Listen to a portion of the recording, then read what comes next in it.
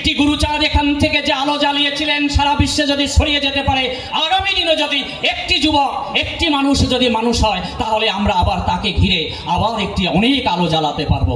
আশা করি আজকের এই সম্মেলনের মধ্য থেকে আমাদের প্রত্যেকটা মতুয়া পরিবারে একটি আলোকিত সন্তান আসুক, যারা আগামী দিনে দেশ ও জাতির মুক্তি কামনায় তারা কাজ করবে, সমাজে শান্তি এবং কল্যাণ স্থাপন করবে।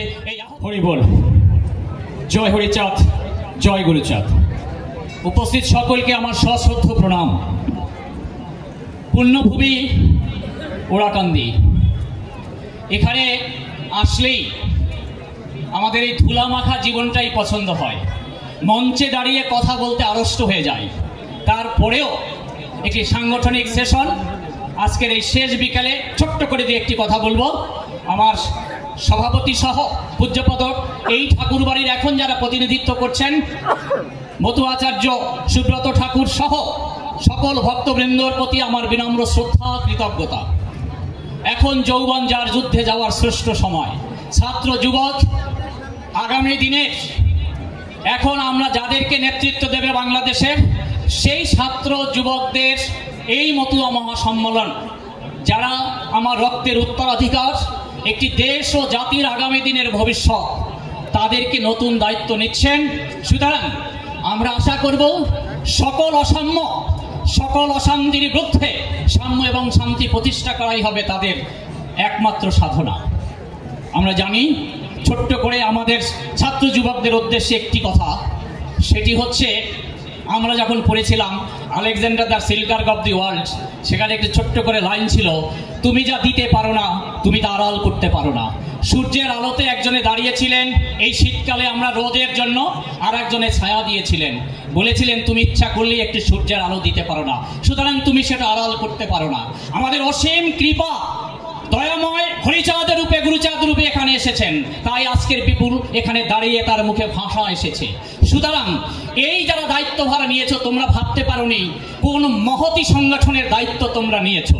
সুতরাং তুমি এমন কোনো আচরণ করতে পারবে না যাতে গুরুচাঁদ এবং হরিচাঁদ ছোট হয়ে যায়। এটি থাকলো আমার পরামর্শ। কারণ আমরা ইদানিং দেখেছি, একটি ধর্মের যখন 10 বছর, 20 বছর, 50 বছর, 100 বছর হয়ে যায়, অনেক রকমের কুসংস্কার এসে দানা বাঁধে, অনেক ধুলোবালি জমে যায়। আজকের 200 বছর আগে যে জীবনমুখী বক্তব্য দিয়েছেন, যে বিজ্ঞান ভিত্তিক, বাস্তব ভিত্তিক ধর্ম মতুয়া দর্শন, একটি অত্যন্ত বাস্তবসম্মত বিজ্ঞান ভিত্তিক বৈজ্ঞানিক আমাদের এই মতবাদ। সুতরাং আমরা যেন ঠাকুরকে কোথাও সংকীর্ণ না করি। আজকের আমরা বলেছি আমাদের নয়, বিশ্ব মানবের কল্যাণে প্রতিষ্ঠিত হয়েছেন এই মতুয়া দর্শন। সুতরাং ঠাকুরের যে সংস্কারগুলো, তার কৃষি সংস্কার, তার বাণিজ্য সংস্কার, সময়ের কারণে আমরা আলাদা করে ব্যাখ্যা করতে পারবো না, তার চিকিৎসা সংস্কার, নারী অধিকার, নারী বিচারপতি প্রথমে তিনি করেছিলেন, এরকম প্রত্যেকটা জায়গায় সমাজ সংস্কার, পরিবেশ আন্দোলন। আমরা শুধু শিক্ষা শিক্ষা বলেছি, কোন জায়গায় কথা বলেননি হরিচাঁদ, গুরুচাঁদ। সেই জায়গাগুলো তোমরা হৃদয়ে ধারণ করবে এবং আমার পরামর্শ থাকবে যারা দায়িত্বভার নিয়েছে তাদেরকে নিয়ে একটি সেমিনার করে, সেই সেমিনারে হরিচাঁদ গুরুচাঁদ দর্শন এমনভাবে ব্যাখ্যা হবে, মতুয়া মহাসংঘের প্রত্যেকটি মানুষ এবং ছাত্র যুব মহাসংঘের প্রত্যেকটি মানুষের বক্তব্য হবে এক। সুতরাং না হলে আমাদের মধ্যেও ধুলোবালি জমে যাবে। এই নিয়ে অনেক কথা আছেন। সুতরাং সেটি আরেকটা দিন সেমিনারের মাধ্যমে আমাদের এই কর্মী বাহিনী যারা আসছেন, যদি একটি আলোকিত মানুষ নিজে হতে না পারে, সে আলো দান করতে পারে না। একটা সূর্যের মধ্যে একটি আলো থেকে অসংখ্য আলো জ্বালানো যায়, কিন্তু আগে নিজেকে আলোক হতে হবে। আমরা জানি, আমরা ম্যাথমেটিক করেছি, ব্র্যাকেটের বাইরে মাইনাস সাইন থাকলে ভিতরের সাইনগুলো পরিবর্তন হয়ে যায়। হে ছাত্র যুবরা, তোমাদের যেন বাইরের মাইনাস সাইনটি উঠিয়ে দিও, তাহলেই আগামী দিনের এই দেশ ও জাতি একটি সাম্য। কারণ এখন সারা দেশে যুবকদের ধন্য। আমরা আজকে হরিচাঁদ ঠাকুরকে একেবারে মতুয়াদের মধ্যে সংকীর্ণ করতে চাচ্ছি। তার যে বিশ্বজনীনের কথা এসেছে, আজকের যে বিশ্বায়নের কথা আসছে, আজকে যে ওয়ার্ল্ড থিম আসছে, তোমার যা সুন্দর আমাকে দাও, আমার যা সুন্দর তুমি নাও, এই যে বিশ্বায়ন, সেটি প্রথম বলেছেন হরিচাঁদ ঠাকুর। অথচ আমরা তা সে কথা বলিনি। একবার আমরা গীতাকে লাল সালো দিয়ে পেঁচিয়ে পেঁচিয়ে পূজা করে করে শেষ করেছি, এখন আবার লীলামৃতেকেও পূজা করছি। সুতরাং দ্বাদশ আজ্ঞা মুখস্থ করলে হবে না, জীবনে রূপায়িত হতে হবে। লীলামৃতের প্রতিটা ছাত্র ছাত্র মতুয়া দর্শনের যত গ্রন্থ আছে প্রত্যেকটা হৃদয় ধারণ করতে হবে, এই আহ্বানটি থাকবে। আর শৃঙ্খলা শৃঙ্খলা শৃঙ্খলা। আজকেও আমরা দেখেছি জায়গা সংকীর্ণ, ভক্তদের আগমন বেশি, আমরা অনেকটা জায়গায় শৃঙ্খলা রাখতে পারিনি। হতেই পারে, কিন্তু আমাদের ধর্ম দর্শনের মধ্যে সেই শৃঙ্খলাটি থাকবে। এটা নিয়ে গেলেই আমরা আশা করি আমাদের যুবকরা আগামী দিনে একটি ভালো জায়গায় নিতে হবে। আমি ছোট্ট করে বলছি যে ঠাকুরের যে বাণীগুলো এখানে চলে আসছে, কাহারও ধর্ম নিন্দা করো না, একটা চমৎকার বাণী, এবং বলেছেন এক মূল তত্ত্ব রহে সকল ধর্ম মাঝে, প্রণালী পৃথক শুধু রীতিনীতি কাজে। গুরুচাঁদ ঠাকুর কি অপূর্ব বাণী, যে এক মূল তত্ত্ব সকল ধর্মের মধ্যে। সেইখানে যদি আমরা দেখি যে একজন মতুয়ার মধ্যে অন্য ধর্মের প্রতি, অন্য সম্প্রদায়ের প্রতি ঘৃণা আসে, আমি বিশ্বাস করি তিনি মতুয়া দর্শন জানেন না, তিনি হরিচাঁদকে মানেন না, তিনি গুরুচাঁদকে মানেন না। সুতরাং আমরা যারা মতুয়া দর্শন বিশ্বাস করি তারা অসাম্প্রদায়িক, তারা বিশ্বের সকল ধর্মকে স্বীকৃতি দিয়েছেন। ইসলাম ধর্ম তার প্রণালী অনুসারে চলবে, খ্রিস্টান ধর্ম তার প্রণালী অনুসারে চলবে। সুতরাং যেখানে ঠাকুর দ্বাদশ অধ্যায়ে বলেছেন কাহারও ধর্ম নিন্দা করো না, এরকম একটি অসাম্প্রদায়িক ধর্ম আর কেউ নেই।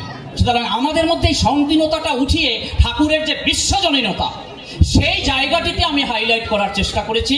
সুতরাং সেটা যদি ছাত্র যুবরা বোঝে, শুধু আমার ঠাকুর উনি সে কথা বলেন নাই, উনি এসেছেন নিচে, কিন্তু তিনি নিজে বলেছেন আমি মানুষ হয়ে মানুষের মিশে মানুষের কল্যাণের জন্যই তিনি আবির্ভূত হয়েছেন।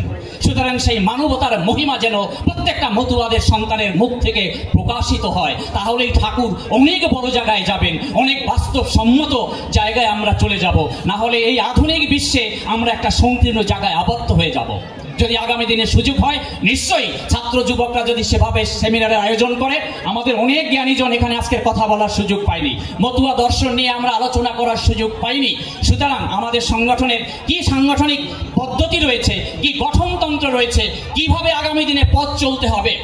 একজন মতুয়া ভক্ত যদি মিথ্যা কথা বলে, তিনি যদি দরাদরি করে, তিনি যদি অন্যের ধর্মকে নিন্দা করে, তাহলে যে আমার ঠাকুরের সংকীর্ণ হয়ে যায়, আমার ঠাকুরকে ছোট করা হয়। সুতরাং এই জায়গায় আমরা একেবারে একটি বড় জায়গায়, বেশি দরকার নেই, আমরা একটি মানুষ, একটি গুরুচাঁদ এখান থেকে যে আলো জ্বালিয়েছিলেন সারা বিশ্বে যদি ছড়িয়ে যেতে পারে, আগামী দিনে যদি একটি যুবক, একটি মানুষ যদি মানুষ হয়, তাহলে আমরা আবার তাকে ঘিরে আবার একটি অনেক আলো জ্বালাতে পারবো।